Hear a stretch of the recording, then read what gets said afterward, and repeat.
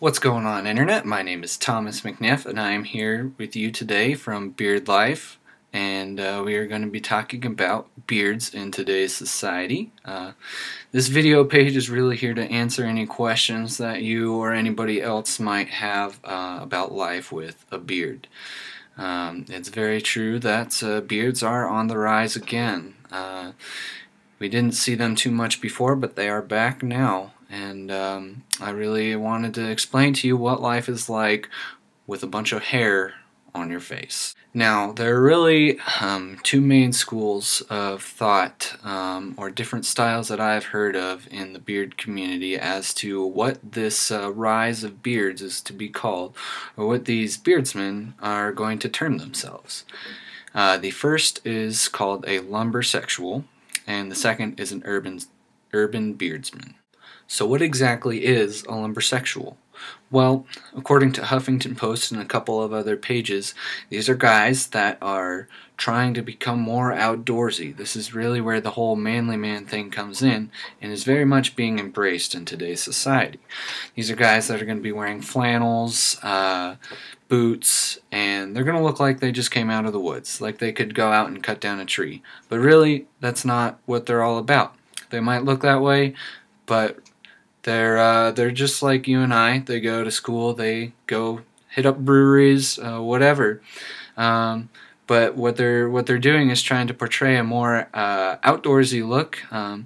Some say that maybe it's because we're finally kind of realizing that outdoor clothes are a lot more comfortable and useful than more business style clothes, or maybe it's just the way society is moving.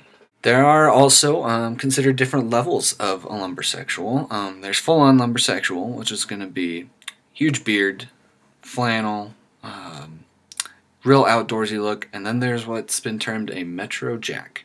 And these are guys that you can see in LA, anywhere, that are maybe a little more clean-shaven, but they're sporting an outdoors jacket or an outdoors bag or some kind of boots, where they're not truly embracing the outdoors life look with the beard and the flannel and everything, but kind of only part of it, and those are being termed Metro Jacks.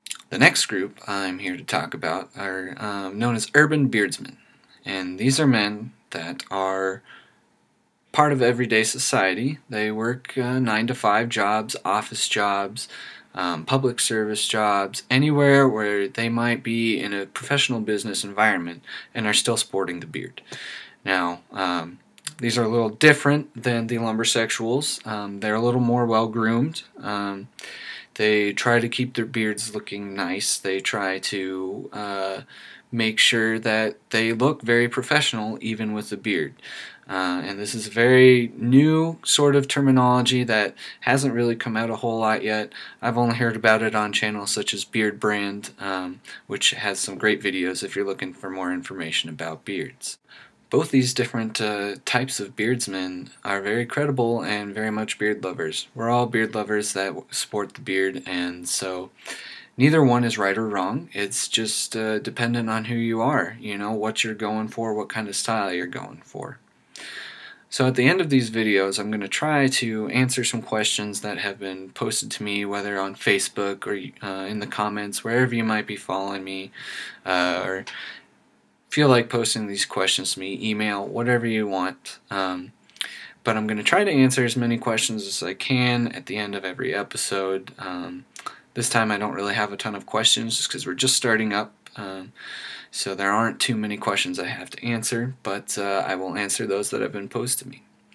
One question I was asked was, how many people per day touch your beard?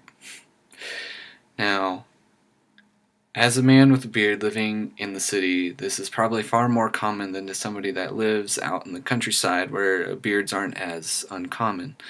But there isn't really a set number I can say. Let me just say that a lot of people make comments about it or do ask if they can touch it, and it's a very inspiring experience, you know, having people want to talk to you about something that you're very proud of on your face, you know. And I take very good care to make sure these people get the full experience. But yeah, people ask about it, and it's not something that is commonly seen. My buddies can attest it's hard to go anywhere without somebody making a comment about the beard. The second question I was asked is, do I ever find leftover food from a meal that I had days before? And my answer is no. I do wash my beard every day. I make sure it is clean and presentable whenever I go out. And this is just something that I personally do. It's kind of halfway in between a lumbersexual and the urban beardsman. I make sure that it looks good, and I do clean it out. But as you grow your beard out, you are going to deal with food in the beard. It's going to happen. There's no avoiding it. You're just going to learn how to eat a little differently to not get food in your beard, or you're going to become really good friends with napkins.